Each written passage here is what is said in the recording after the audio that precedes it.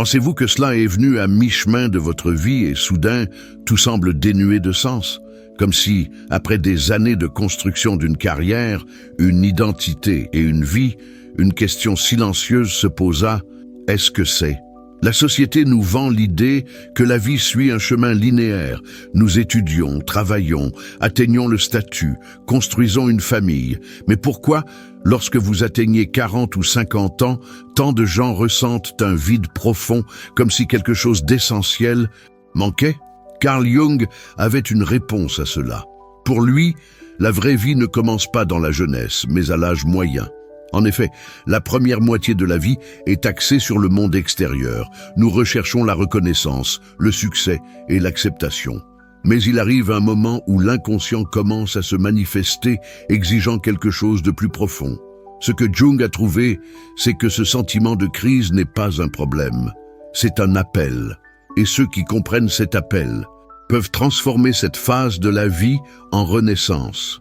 Aujourd'hui, nous explorerons pourquoi Jung pensait que la vie ne commence vraiment à 40 ans et comment cela peut être la phase la plus importante de son existence. Pour Carl Jung, la vie humaine est divisée en deux grandes phases. La première moitié est axée sur le monde extérieur. Nous construisons notre identité sociale, recherchons la stabilité, accumulons des biens, développons une carrière. C'est la période où nous nous inquiétons d'être quelqu'un aux yeux des autres. Mais cette phase a un problème. Elle nous maintient concentrés sur ce qui est à l'extérieur, pas ce qui est à l'intérieur. Jung a déclaré que tout au long de ce processus, nous sacrifions souvent des parties essentielles de nous-mêmes. Nous supprimons les désirs, ignorons les émotions et suivons un scénario imposé par la société sans se demander si cela nous complète vraiment.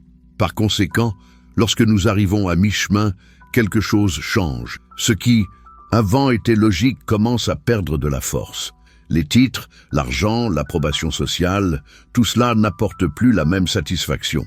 À ce stade, l'inconscient commence à donner des signes. Et pour ceux qui ne comprennent pas ces signes, cette phase peut sembler une crise. Mais Jung l'a vu d'une autre manière. Pour lui, ce changement est naturel. Et plus que cela, c'est nécessaire. Il arrive un moment où l'accent doit changer, de la construction du monde extérieur à la construction un monde intérieur. Ceux qui résistent à cette transition, essayant de vivre comme s'ils étaient encore dans leur jeunesse, se retrouvent dans un cycle d'insatisfaction. Mais ceux qui acceptent cet appel ont la possibilité de saisir l'une des phases les plus riches de l'existence, le processus d'individuation. Avant de parler de la façon dont cela se produit, il est important de comprendre pourquoi cette phase génère autant d'angoisse et d'anxiété pour certaines personnes. Après tout, si cette transition est naturelle, pourquoi est-elle si difficile? Si la transition de la jeunesse à la maturité est naturelle, pourquoi tant de gens souffrent-ils à ce stade? Pourquoi la célèbre 40 crises est-elle si réelle pour tant de gens? Pour Jung, la réponse est dans la façon dont nous vivons la première moitié de la vie. Lorsque nous passons des années à construire notre identité en fonction du monde extérieur, travail, statut, biens matériels, apparence, approbation sociale, nous finissons par négliger notre monde intérieur. Mais l'inconscient n'accepte pas d'être ignoré pour toujours. La moitié de la vie, quelque chose se réveille. Des rêves insuffisants, une insatisfaction soudaine, des questions profondes sur le sens de la vie. C'est comme si quelque chose en nous essaie de nous dire « Vous avez vécu avec les autres. Il est maintenant temps de vivre pour vous-même ». Les signes de l'appel de l'inconscient. Jung a identifié certains signes communs qui apparaissent à ce stade. 1. Sentiment de vide, même si j'ai réalisé tout ce que je voulais. Un désir de changement, ne sachant pas exactement où aller. Une nostalgie intense de jeunesse ou un désir de récupérer le temps perdu. Des changements radicaux dans le comportement, comme l'abandon d'une carrière ou la fin d'une relation pour une raison claire. Attraction pour les thèmes spirituels, philosophiques ou psychologiques. Ces signes montrent que l'inconscient demande l'attention. Quiconque ignore cet appel, essayant de le suffoquer avec des distractions ou des plaisirs immédiats, finit par tomber dans un état de stagnation. un sentiment que la vie a perdu la couleur, qu'il n'y a plus rien à découvrir. Mais pour ceux qui acceptent cet appel, le véritable réveil commence. Jung croyait que c'était le moment idéal pour commencer le processus d'individuation, un chemin d'auto-découverte qui transforme complètement la façon dont nous voyons la vie.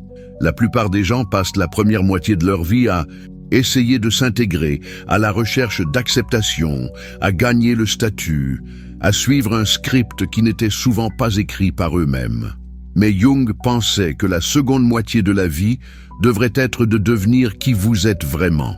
Ce processus de devenir authentique, d'intégrer toutes les parties de soi et de trouver un vrai sens à l'existence est ce que Jung a appelé l'individuation. Contrairement à ce que beaucoup pensent, l'individuation ne signifie pas devenir un individu isolé. Au contraire, cela signifie intégrer toutes les parties de votre psyché, à la fois celles que vous acceptez et celles que vous rejetez pour devenir un être complet. Que se passe-t-il pendant l'individuation? Rencontre avec l'ombre. L'individu commence lorsque vous affrontez ce que vous avez toujours ignoré sur vous-même. Qu'as-tu supprimé?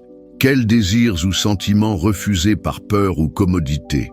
Quelle partie de vous-même avez-vous laissé pour vous intégrer à la société? Persona. Destruction. Persona est le rôle que nous supposons dans le monde, notre moi social. L'individu exige que vous remettiez en question cette identité. Qui suis-je au-delà de mon travail, de mon statut, de mes réalisations? La reconnexion avec le moi, pour Jung, est la totalité de l'être. C'est la partie de nous qui a toujours existé, mais qui a souvent été noyée par les exigences du monde. Pendant l'individuation, nous nous approchons de soi, et commençons à vivre selon ce que nous sommes vraiment, pas ce que les autres attendent de nous.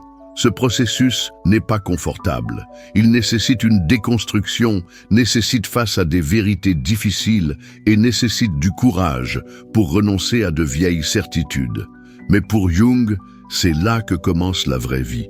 Ceux qui subissent l'individuation avec honnêteté et ouverture trouvent un nouveau type de satisfaction. Quelque chose qui ne vient pas des réalisations externes, mais de l'alignement interne profond. Mais comment? Commencer cette transition? Comment embrasser cette nouvelle phase, sans crainte et sans résistance? Si l'individuation est le chemin d'une vie plus authentique, comment faire le premier pas? Comment sortir de la crise d'âge moyen et transformer cette période en une opportunité de la renaissance? Jung pensait que cette transition nécessite 3 changements fondamentaux. Abandonner l'illusion du contrôle. La première moitié de la vie est guidée par un désir de contrôle. Nous voulons la sécurité, la prévisibilité, la stabilité. Mais au fil des ans, nous réalisons que le monde est incertain et que le contrôle absolu est une illusion. Jung nous enseigne que la seconde moitié de la vie nécessite une position différente. Au lieu de résister aux changements, nous devons les accepter comme une partie naturelle du voyage. Cela signifie renoncer à une ancienne certitude et vous permettre d'explorer de nouvelles possibilités. Si un travail n'a plus de sens, il est peut-être temps de chercher quelque chose de plus aligné avec qui vous êtes devenu. Si une relation s'est épuisée, il est peut-être temps de repenser la façon dont vous voulez vivre cette phase. Si de vieilles passions étaient réservées, c'est le moment de les sauver. La résistance au changement génère de la souffrance, mais l'acceptation ouvre la voie à une vie plus complète, reconnectée avec sa propre essence. Beaucoup atteignent 40 ou 50 sans savoir comment répondre à une question simple. Qu'est-ce que je veux? Vraiment. La société nous apprend à gérer après le succès, le statut et la validation externe.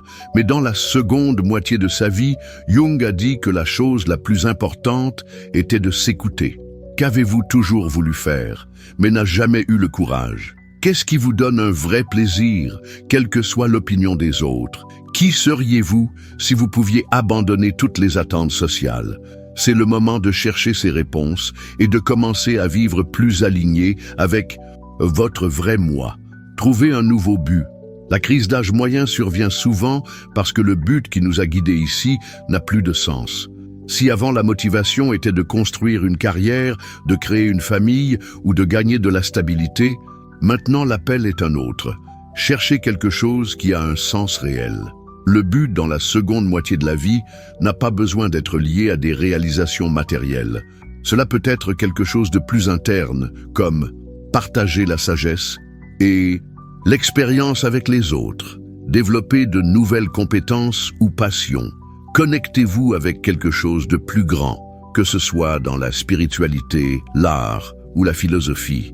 Jung croyait que lors de la recherche d'un objectif plus profond, l'angoisse de la quarantaine se dissout et qu'un nouveau chapitre de la vie commence.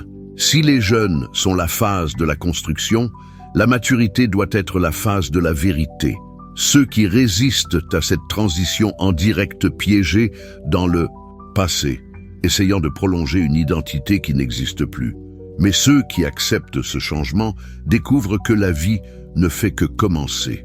La grande question que Jung nous laisse est: allez-vous continuer à suivre un script qui ne vous représente plus, ou qui vivra enfin selon qui vous êtes vraiment? Maintenant, dites-moi, vous sentez-vous que vous traversez cette transformation? Comment traitez-vous cette phase de la vie? Laissez votre commentaire et partagez cette vidéo avec quelqu'un qui a également besoin d'écouter ce message. Et bien sûr, abonnez-vous au canal et activez les notifications à plus de contenu comme celui-ci. Nous nous voyons dans la vidéo suivante.